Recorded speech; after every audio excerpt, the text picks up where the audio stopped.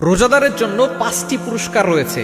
রোজাদারের বড় পুরস্কার তো আল্লাহ তাআলা নিজে দিবেন, কি দিবেন এটা আল্লাহ তাআলাই ভালো জানেন। আল্লাহ তাআলা নিজেই বলে দিয়েছেন হাদিসে কুদসির ভিতরে, আস-সাওমু লি ওয়া আনা আজজি বিহি, রোজা আমার জন্য, এর প্রতিদান আমি আল্লাহ তাআলা নিছাড় দিব। তারপরও যারা রোজা রাখবে, আল্লাহর জন্য না খেয়ে থাকবে, আল্লাহ পাক রব্বুল আলামিন এই ব্যক্তিদের জন্য অবশ্যই কিছু পুরস্কার রেখে দিয়েছেন।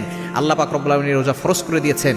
এটা ক্ষতিকর বিষয় নয়। রোজা রাখলে আপনার সায়েন্টিফিক অনেক উপকারও হয় এবং আপনার শরীর ভালো থাকে, শরীর সুন্দর থাকে, শরীর সুস্থ থাকে, এবং আল্লাহ পাক রব্বুল আলামিন এই রোজা রাখলে আপনাকে পুরস্কারও দিবেন। 5টা মুসনাদ আহমদ ইবনে হাম্বলের ভিতরে রয়েছে, বাইহাকী শরীফের ভিতরে রয়েছে, হযরত আবু হুরায়রা রাদিয়াল্লাহু আনহু থেকে হাদিসটি বর্ণিত হয়েছে। 1 নম্বর পুরস্কার হচ্ছে, সারাদিন রোজা রাখার কারণে, না খাওয়ার কারণে আপনার মুখে দুর্গন্ধ হয়। প্রত্যেকটা মানুষের মুখে, যারা রোজা রাখে তাদের মুখে দুর্গন্ধ হয় না খেয়ে থাকলে। এই মুখের দুর্গন্ধটা আল্লাহর কাছে মিশক আম্বরের চেয়েও বেশি ঘ্রাণ। সুবহানাল্লাহ বিহামদিহি। কেন বেজেন আপনি কল্পনা করতে পারছেন? আপনার মুখের দুর্গন্ধ আল্লাহর কাছে মিশক আম্বরের থেকেও বেশি ঘ্রাণ। এজন্য আপনার মুখের ঘ্রাণ যদি দামি করতে চান, আপনি 1 নম্বরে রোজা রাখবেন। 2 নম্বর হচ্ছে, যে ব্যক্তি রোজা রাখবে তার জন্য সমুদ্রের মাছ থেকে শুরু করে ফেরেশতারা পর্যন্ত সকল মাখলুকাত তার জন্য দোয়া করতে থাকে, তার জন্য রহমতের দোয়া করে, মাগফিরাতের দোয়া করে, কেন সে আল্লাহকে সন্তুষ্ট করার জন্য সারাদিন না খেয়ে আছে। 2 নম্বর পুরস্কার হচ্ছে যে আল্লাহ পাক রব্বুল আলামিনের যত মাখলুকাত আছে, ফেরেশতা থেকে শুরু করে সমুদ্রের মাছ পর্যন্ত তার জন্য রহমতের দোয়া করে, মাগফিরাতের দোয়া করে।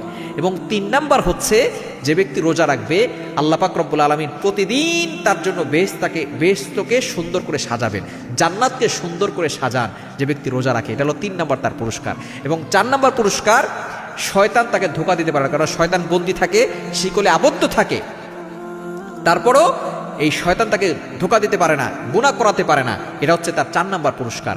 আর 5 নম্বর পুরস্কার হচ্ছে, যে ব্যক্তি রোজা রাখে আল্লাহ পাক রব্বুল আলামিন রমজানের শেষ দিনে তার পিছনে যত গুনাহ আছে সকল গুনাহ মাফ করে দিয়ে তার জন্য জান্নাতটাকে ওয়াজিব করে দেন। এজন্য অবশ্যই আমরা রোজা রাখার চেষ্টা করব। এই রমজান মাসে যত বেশি পারি তত বেশি ইবাদত করার চেষ্টা করব, নেক আমল করার চেষ্টা করব, বেশি করে মানুষদেরকে খাওয়ানোর চেষ্টা করব, দান করার চেষ্টা করব। কেননা এই মাসে যত বেশি দান করবেন তত বেশি সওয়াব। এই মাস হচ্ছে অফারের মাস। অনেক কোম্পানি অফার দেয়, 1টা কিনলে 1 ডজন কিনলে 1টা ফ্রি, 1 প্যাকেট নুডলসের প্যাকেট কিনলে 1টা জগ ফ্রি, 1টা মগ ফ্রি। কিন্তু আল্লাহ অফার দিচ্ছেন 1টা করলে 70টা ফ্রি। সেই মাস হচ্ছে রমজান মাস। আপনি একটা নফল করলে ফরজের সমান সওয়াব পাবেন, একটা ফরজ করলে 70টা ফরজের সওয়াব পাবেন।